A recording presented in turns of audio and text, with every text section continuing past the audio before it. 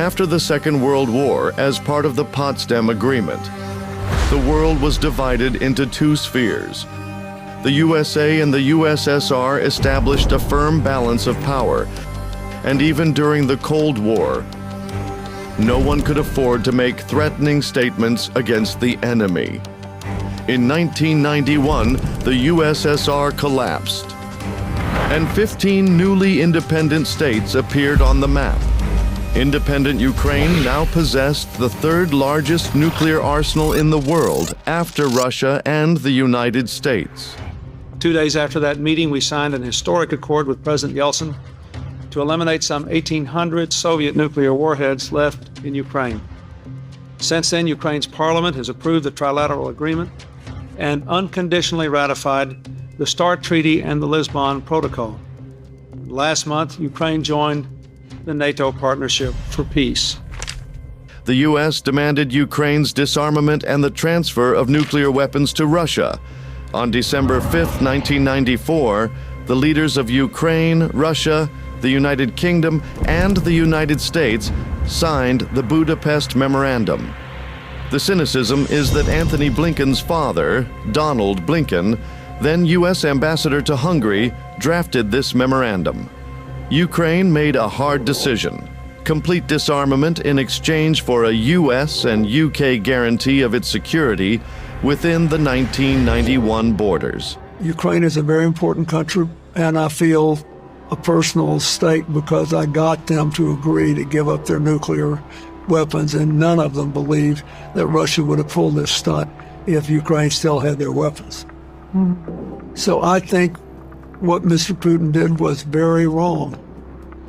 And I believe Europe and the United States should continue to support Ukraine. Under the terms of the Budapest Agreement, Ukraine transferred to Russia 575 Ha-55 cruise missiles, about 40 Tupolev strategic bombers. It is from these very bombers that Russia now launches Kinzhal hypersonic missiles at Kiev. There is documented evidence that 3 Ha-55 missiles of those that Ukraine transferred to Russia hit the city of Kharkiv in 2023.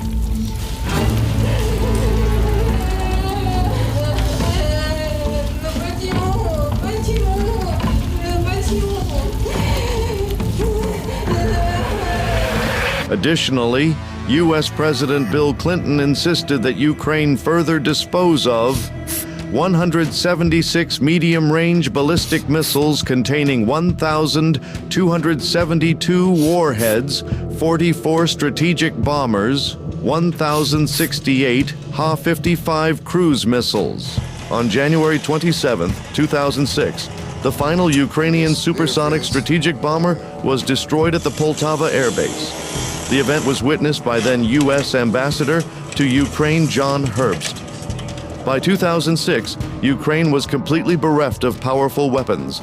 If Ukraine had been able to hold on to its cruise missiles and strategic bombers, then in 2014, Putin would have been afraid to seize Crimea and begin an invasion of eastern Ukraine. Alternatively, the U.S. and Great Britain should have fulfilled their obligations under the Budapest Memorandum and prevented Putin from committing this aggression. What could provoke an aggressor more than the knowledge that their actions come with no consequences? Around 5 o'clock in the morning of February 24, 2022, Putin launched a full-scale invasion of Ukraine. The Biden administration at the time noted, "We are closely monitoring the situation."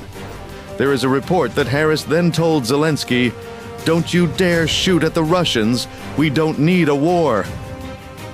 In the 21st century, Ukraine is the largest country in Europe. It boasts a population of over 40 million people, a robust economy, a highly developed banking sector, 15 nuclear reactors, including the largest nuclear power plant in Europe, and the second largest grain exporter in the world after the United States. On the other hand, it has been left without offensive weapons, as the United States and the United Kingdom guaranteed its border security. By February 24, 2022, Ukraine's air defense systems only allowed it to monitor its airspace. Putin struck the entire territory of Ukraine with Iskander ballistic missiles, as well as air and sea-based cruise missiles. Russian aircraft proceeded to bomb Ukraine around the clock.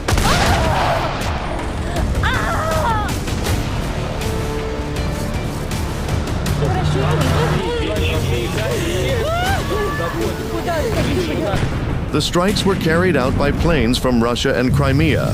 After Patriot missiles arrived in Ukraine, Russian bombers took off from Engels and Olenia air bases, flew to the launch point 200 to 300 kilometers from the Ukrainian border, and then launched their missiles. Since it is impossible to shoot down an aircraft on approach, Russian pilots can fire on Ukrainian cities with complete impunity.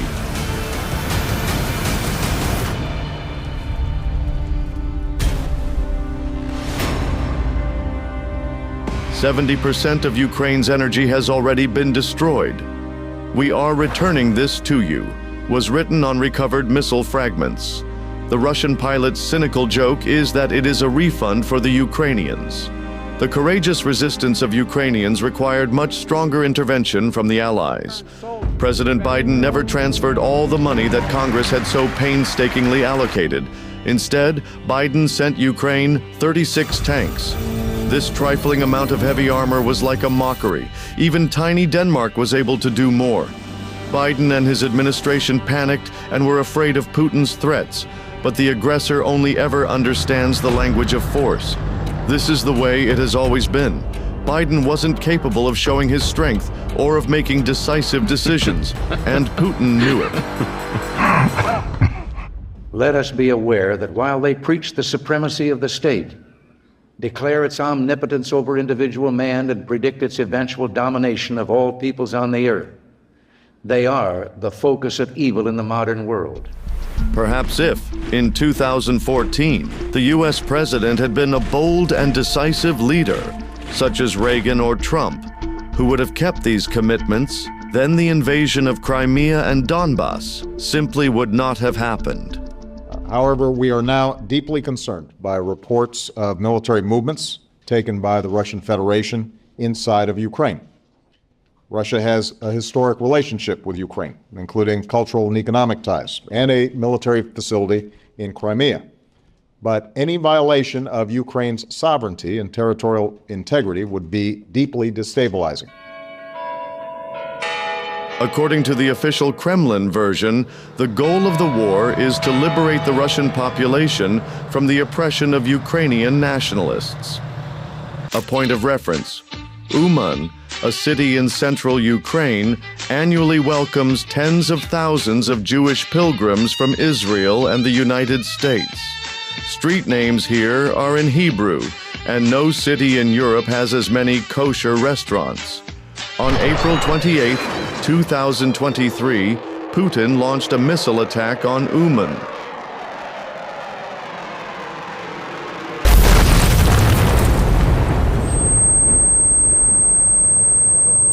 The missile hit a 9-story residential building, killing 23 people, including 6 children. The 47th President of the United States, Donald Trump, inherits a difficult legacy. The Clinton administration signed the Budapest Memorandum and, in the process, made commitments it could not keep. President Barack Obama failed to respond to Russia's invasion of Crimea and the military operation in Donbass in 2014. President Biden has shown his weakness before a large-scale invasion of a sovereign democratic country in 2022. As the new President Trump takes his first steps in the Oval Office, Iran, China, Putin, and the Democrats are watching the whole situation very closely. All authoritarian leaders are waiting for him to make a mistake and make their move. The preservation of the democratic world now depends on President Trump. Putin offered to arrange a duel with Kyiv and the United States. He proposed that Russia would fire an Oreshnik missile at Kyiv. Пусть определят какой-то объект для поражения, скажем, в Киеве. Сосредоточат туда все свои силы ПВО и ПРО А мы нанесем туда удар орешник. И посмотрим, что будет. This nonsense was aired on television. Russian Channel 5, which is owned by Putin's close friend Yuri Kovalchuk, showed a video of how Russia could strike Europe and the US with missiles. И уничтожаем к ядрене матери Киевскую плотину. Это приводит к затоплениям, и 1 миллион с лишним человек оказывается в зоне бедствия. Нам плевать. Russian journalists on TV talked about how it would be successful for Russia to bomb Kiev's water supply and how the city could drown in excrement. Another journalist said it doesn't matter what a drone is called as long as it kills Ukrainians. Ну, нахрен уничтожить Киев. Согласен? Уничтожить Львов.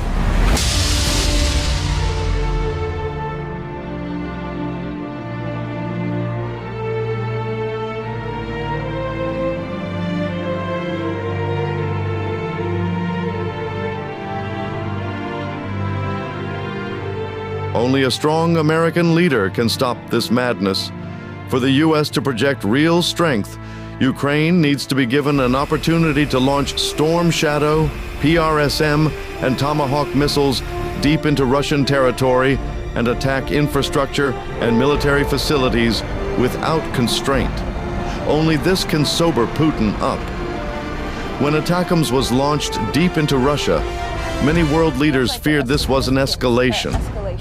The term itself is extraordinary. Putin has been shelling Ukraine with ballistic missiles for 3 years now, systematically destroying the country.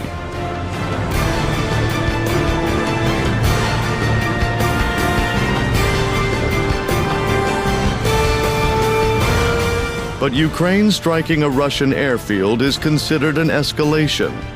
This is the first step toward establishing parity of power. War always returns from where it came.